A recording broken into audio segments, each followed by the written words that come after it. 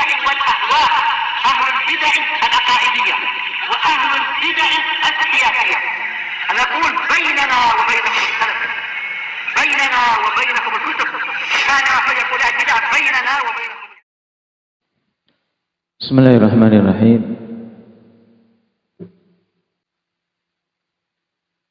الحمد لله حمدا كثيرا طيبا مباركا فيه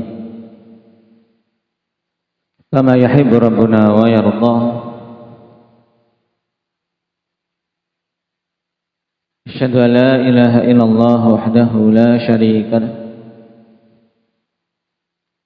وأشهد أن محمدا عبده ورسوله صلى الله عليه وعلى آله وأصحابه أجمعين. أما بعد. Pertemuan yang lalu kita membahas perincian hukum takwil yang dibawakan oleh Syekh Ibnu Utsaimin rahimahullah ta'ala. Dan perincian ini ikhwan penting. Kenapa? Karena termasuk di antara uzur atau di antara mawani, penghalang-penghalang dalam masalah takfir adalah adanya takwil. Cuman dari perincian kemarin kita ketahui bahwasanya tidak semua takwil itu menjadi penghalang. Karena Syekh Ibnu Utsaimin rahimahullah ta'ala memerinci ada 3 jenis takwil. 2 takwil atau 2 jenis takwil yang berlakunya tidak sampai tingkatan kufur, dan takwil yang ketiga yang berlakunya sampai tingkatan kufur. Baik. Nah, takwil yang pertama itu yang bagaimana, Ali?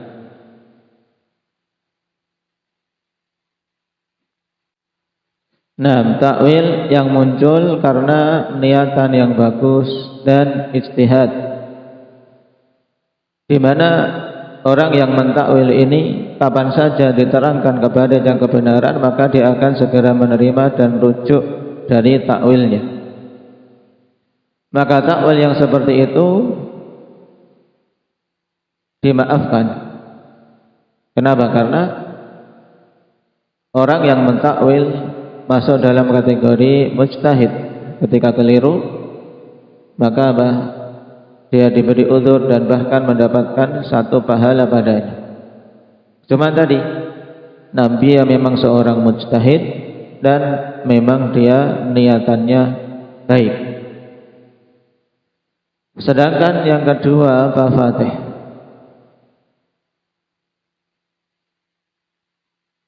irfa sautak.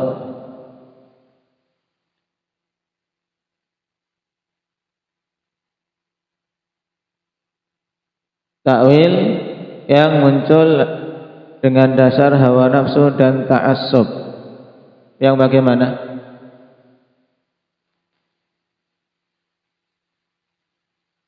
Taib yang takwil tersebut ada kemungkinan dari sisi bahasa Arab.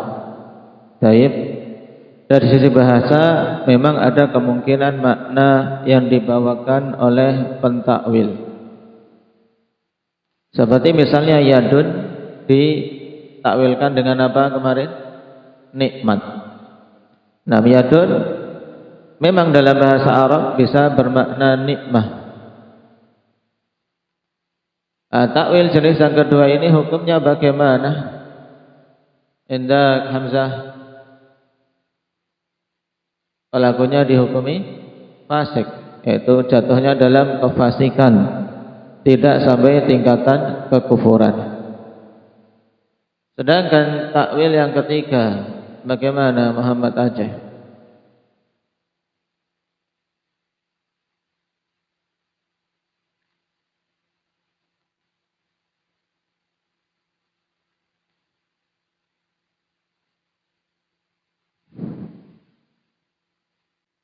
Nah, takwil yang dasarnya karena hawa nafsu dan ta'assub dan tidak ada kemungkinan sedikit pun dalam bahasa Arab makna tersebut. Maka ini ditegaskan oleh Syekh Ibnu Utsaimin rahimahullahu taala hukumnya kufur. Kenapa? Padahal ini takwil kok dihukumi kufur.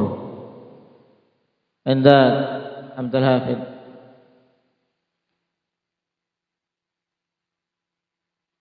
Karena tidak ada kemungkinan dalam bahasa Arab. Iya, ketika tidak ada kemungkinan dalam bahasa Arab, kenapa dihukumi kufur?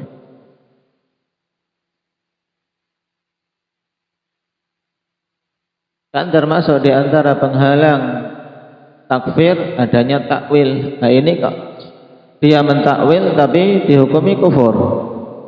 Bagaimana?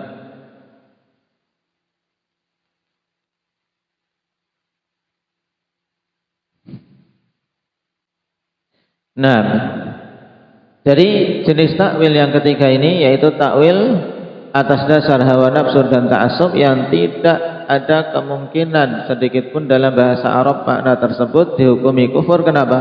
Karena hakikatnya mendustakan Al-Quran dan Sunnah yang sahihah. Kenapa? Karena tidak ada sisi kemungkinan dalam bahasa Arab. Berarti ya dia masuknya dalam takdzib. Berarti bukan takwil yang diakui, tapi apa? Masuknya dalam kufur takdzib. Paham? Masuknya dalam kufur takdzib. Nah,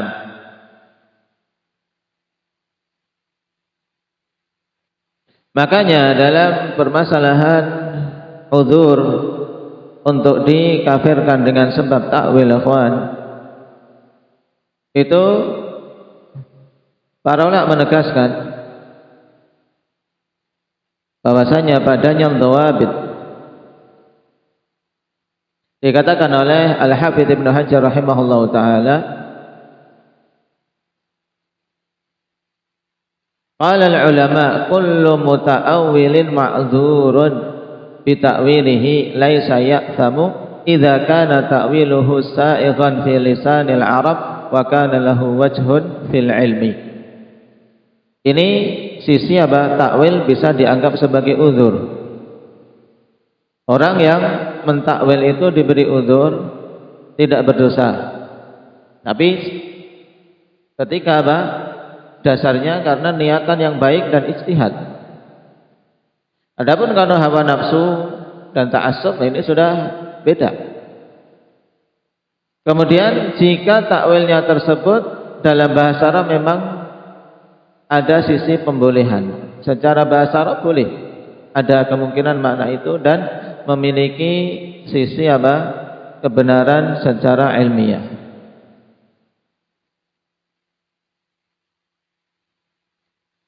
Maka kapan saja satu takwil tidak terpenuhi hal tersebut, maka padanya apa? Padanya diterapkan takfir. Seperti banyak takwil-takwil dari batiniyah. Orang-orang batiniyah mereka mentakwil, tapi takwil yang tidak ada sisi benarnya dalam bahasa Arab sama sekali dan tidak ada sisi ilmiahnya. Maka para ulama menegaskan bahwasanya pentakwilan batiniyah itu kufur. Karena hakikatnya adalah takdzib, pendustaan terhadap ayat-ayat Allah dan hadis-hadis Rasulullah sallallahu alaihi wasallam.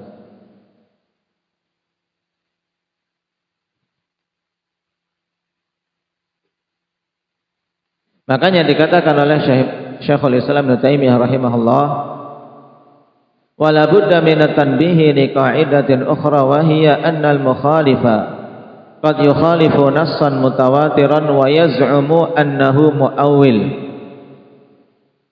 Harus di sana ada tanbih untuk kaidah yang lain, yaitu bahwasanya orang yang menyelisihi kebenaran terkadang dia menyelisihi nas yang mutawatir dalam keadaan dia menyangka dirinya sedang mentakwil. Taib.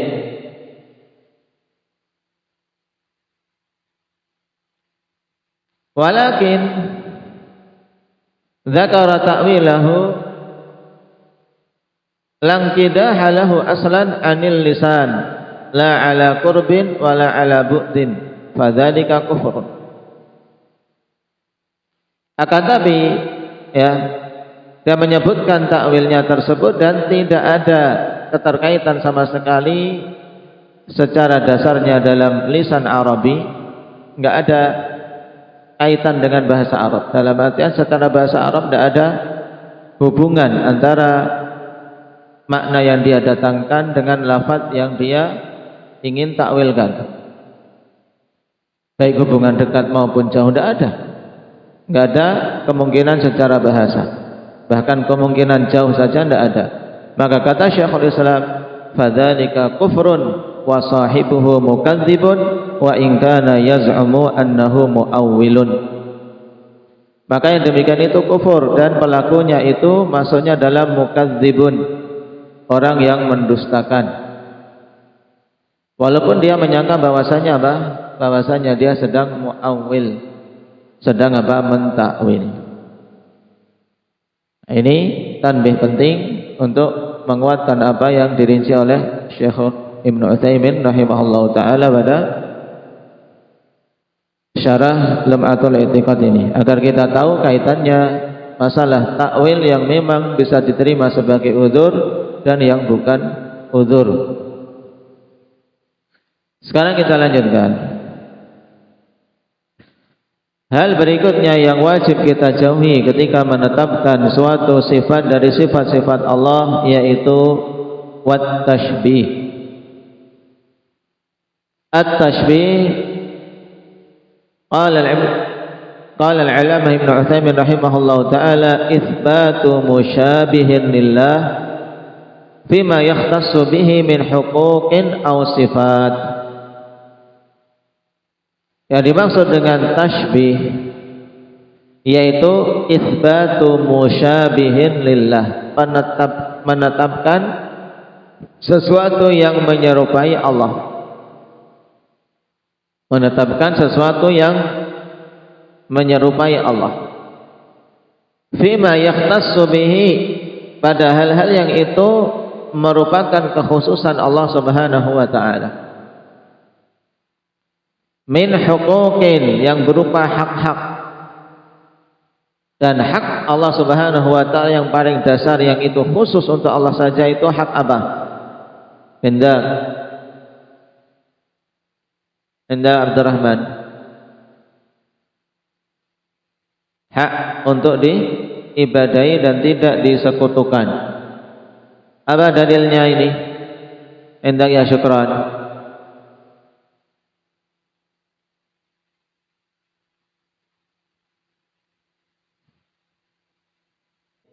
Nah, hadis Mu'ad muttafaqun alaih, Nabi sallallahu alaihi wasallam mengatakan, haqqullah 'alal ibad ay ya'buduhu wa la yusyriku bihi syai'a.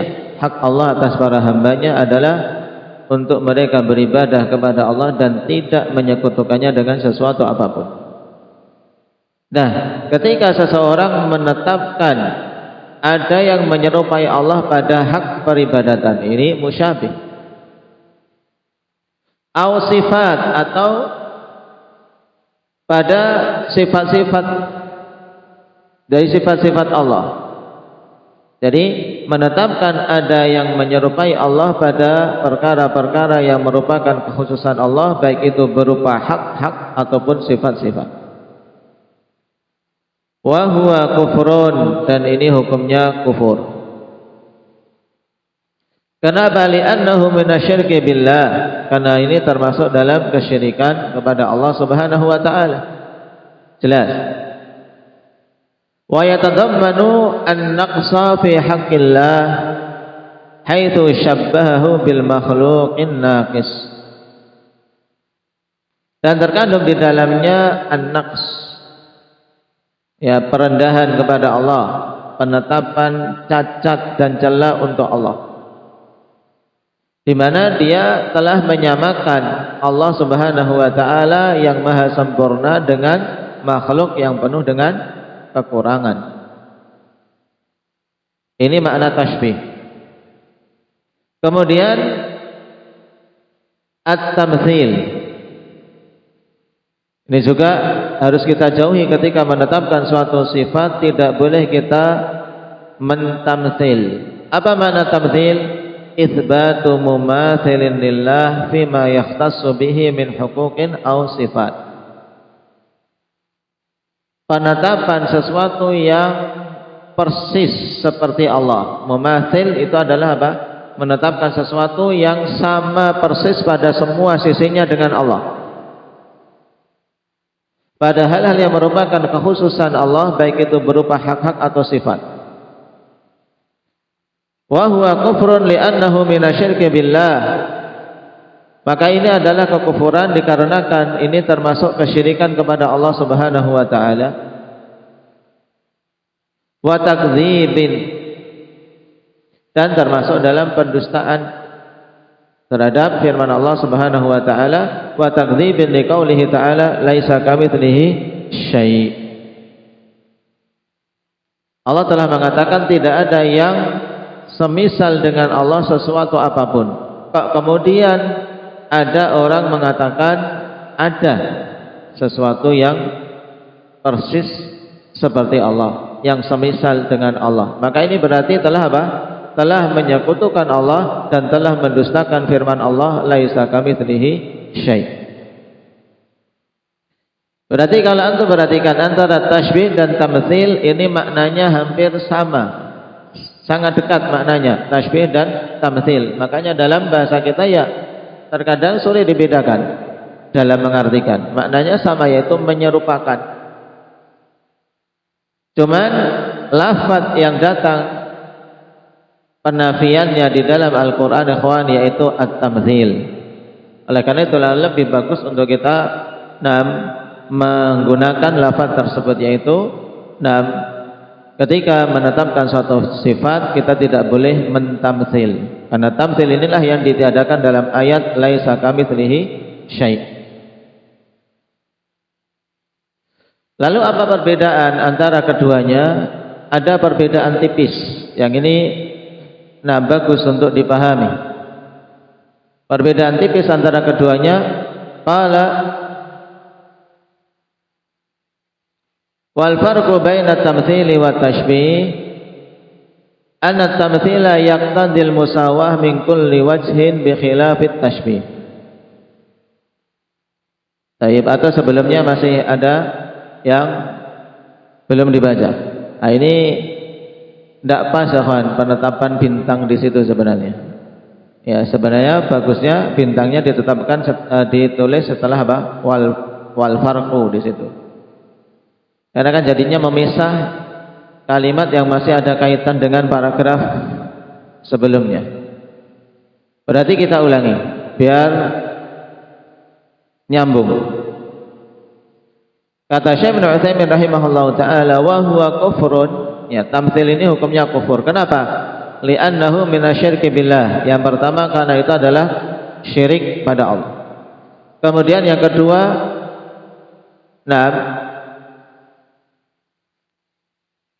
wa takdzibun, bagus, wa takdzibun li'annahu minasyirki billah wa li'annahu takdzibun. Nah ini kalau kita atafkan kepada syirik jadinya wa takdzibin li'annahu minasyirki billah wa min takdzibin la ba's.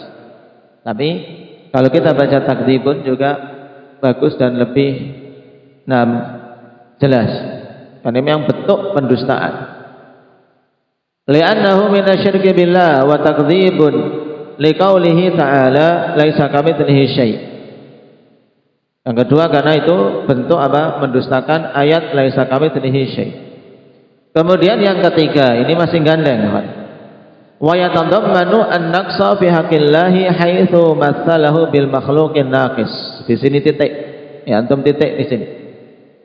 Dan terkandung di dalamnya an-naqs, menetapkan sifat kekurangan, menetapkan cacat dan celah pada hak Allah Subhanahu wa taala, di mana Dia telah memisalkan makhluk yang penuh dengan kekurangan disamakan dengan Allah Subhanahu wa taala. Atau sebaliknya, Dia telah menyamakan Allah Subhanahu wa taala yang maha sempurna dengan makhluk yang penuh dengan kekurangan dan celah.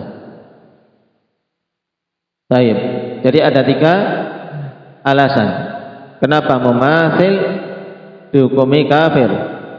Pertama kan itu bentuk syirik, yang kedua mendustakan ayat.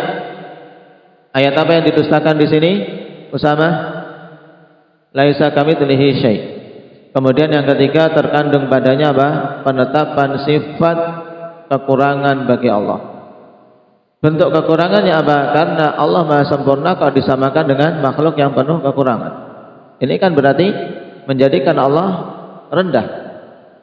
Sebagaimana diungkapkan oleh penyair, alam tara anna sayfa yanqusu qadruhu idza qila anna sayfa amdha minal 'asa. Tidakkah engkau melihat bahwasanya pedang itu akan berkurang nilainya jika dikatakan pedang itu lebih tajam dari tongkat? Kamu ditanya misalnya itu Muhammad Bengkulu misalnya, Mat,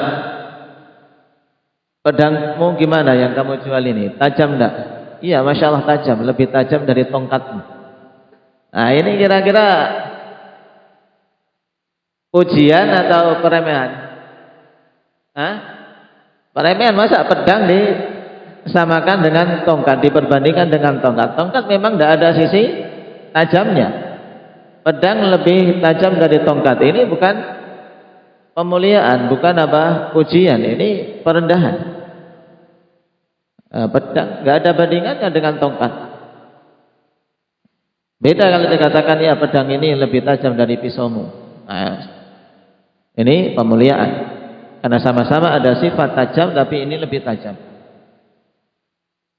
Alam tara anna sayfa yanqusu qadruhu idza qila anna sayfa amdha minal 'asa. Demikian pula Allah. Allah Maha sempurna, kemudian disamakan dengan makhluk, maka ini akan jelas merendahkan Allah Subhanahu wa taala. Baik. Kemudian titik di situ ya. Pembahasan berikutnya antum harus pahami wal farqu bainat tamtsili wat tashbih.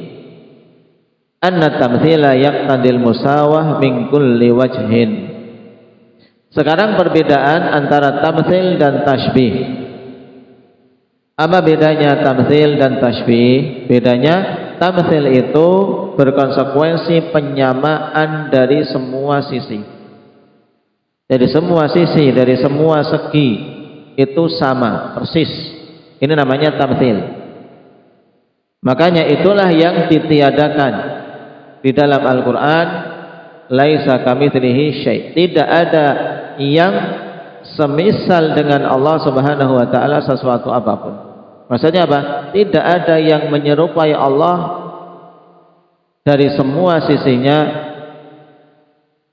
sesuatu apapun. Baik. Ini makna tamtsil, yaqtadil musawah min kulli wajhin. Bi khilafit tashbih, berbeda dengan tashbih. Adapun tashbih ikhwan yaitu penyerupaan ya, kesamaan dari apa? Dari sebagian sisi. Oleh karena itulah seperti dikatakan dalam hadis man tasyabbaha biqaumin fahuwa minhum. Karena apa? Tidak dipersyaratkan harus sama semuanya. Tapi ketika kita menyamai suatu kaum dari salah satu sisi yang merupakan ciri khas mereka, kita sudah dihukumi seperti mereka. Siapa saja yang menyerupai suatu kaum, maka dia termasuk golongan mereka. Man tasyabbaha, tasyabbah, menyerupai. Walaupun penyerupaannya cuma pada sebagian hal, misalnya menyerupai pada apa? Ciri khas dalam hari raya mereka. Mereka berhari raya, kita ikut merayakan hari raya mereka. Ini tasyabbuh. Walaupun pada hal-hal yang lain kita tidak ikut-ikutan, tapi dalam hal ini telah terjatuh dalam tasyabbuh. Ini bedanya antara tashbih dan tamtsil, ya. Tamtsil menetapkan kesamaan dari semua sisi. Ini yang dilarang secara mutlak. Nah, adapun tashbih ikhwan, ini penetapan kesamaan ya pada hal-hal yang merupakan kekhususan Allah Subhanahu wa taala, tapi tidak apa pada semua sisinya. Baik. Dan penafian dalam penetapan sifat dari sifat-sifat Allah lebih bagus untuk kita nafikan tamtsil daripada tashbih. Kenapa? Yang pertama karena tamtsil itulah yang datang penafiannya dalam Al-Quran. Kemudian yang kedua karena tamtsil itu sangat tegas, maknanya dalam meniadakan penyamaan dari semua sisinya. Baik. Kemudian yang ketiga karena tasbih ikhwan, pada sebagian hal itu memang ada kesamaan, yaitu pada apa? Pada sisi apa? Mutlaqul lafzi. Dari sisi penggunaan lafaz, ya lafaz itu kan ada kesamaan. Tapi lafaznya tok. Seperti misalnya sifat al-basar. Allah Subhanahu wa taala yubsir, Allah melihat. Manusia juga yubsir, manusia melihat. Di sini ada sisi kesamaan apa? Badri. Kesamaan lafadznya tok, ya kan? Apakah maknanya sama secara mutlak? Tidak. Karena melihatnya Allah berbeda dengan melihatnya makhluk, tapi dari sisi lafadz itu sama. Yadun, tangan. Nah, Allah Subhanahu wa taala ditetapkan memiliki sifat tangan. Dan manusia juga punya tangan. Nah, manusia memiliki yadun. Tapi tangan Allah tidak sama dengan tangan makhluk. Tangan Allah, tangan yang sempurna, tidak ada cacat dan celah padanya, yang kita tidak boleh membayangkan dan membagaimanakan. Sedangkan tangan makhluk ya banyak kekurangannya. Baik, cuman di sana ada mutlaqul lafzi, yaitu lafadznya apa? Digunakan dengan lafadz yang sama walaupun hakikatnya berbeda. Baik. Ini pahami sebelum kita masuk pada penukilan kalimat dari para a'immatus salaf terkait masalah prinsip pokok dalam sifat dari sifat-sifat Allah Subhanahu wa taala. Berarti ada berapa hal yang disebutkan oleh Imam Ibnu Qudamah untuk kita jauhi ketika menetapkan suatu sifat. Di sini apa? Ada 4, yaitu ar-rad yang bermakna takdzib wal ingkar, kemudian takwil, kemudian yang ketiga tasbih, yang keempat tamtsil. Sebenarnya antara tasbih dan tamtsil bisa kita ringkas jadi satu untuk kita nafikan, yaitu kita nafikan tamtsil. Tidak boleh kita menyamakan Allah Subhanahu wa taala dengan makhluknya.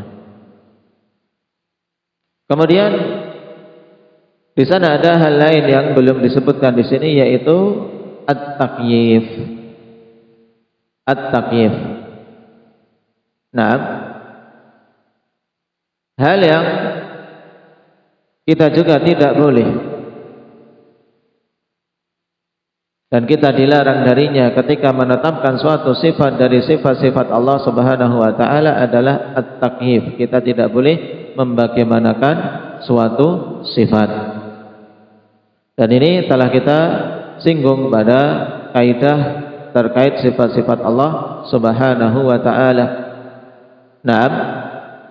Baik, sebagaimana pada halaman 16. Halaman berapa ini? 26, bukan 16. Angka 2-nya kecil. 26. Di sana tentang masalah takyif diperhatikan. Baik, penetapan suatu kaifiyah bagi sifat dari sifat-sifat Allah, ini kita tidak diperbolehkan menetapkan kaifiyah tertentu. Dalil-dalilnya telah kita lewati pada kaidah tersebut, ya. Dan maknanya bukan berarti sifat-sifat tidak ada kaifiyahnya, ya. Sifat-sifat Allah ada kaifiyahnya tidak? Kalau ditanya, Indah Mujahid, ada. Karena setiap sesuatu mesti ada kaifiyahnya, yaitu hakikat perkara itu mesti ada. Cuman kita tidak mengetahuinya. Makanya kita tidak boleh menetapkan kaifiyah tertentu dari suatu sifat. Kenapa? Karena kita tidak memiliki ilmu tentangnya. Baik, itu ditambahkan pada pembahasan kita, yaitu nafyu at-taqyif. Barakallahu fikum, naktafi bihadza walhamdulillahi rabbil alamin.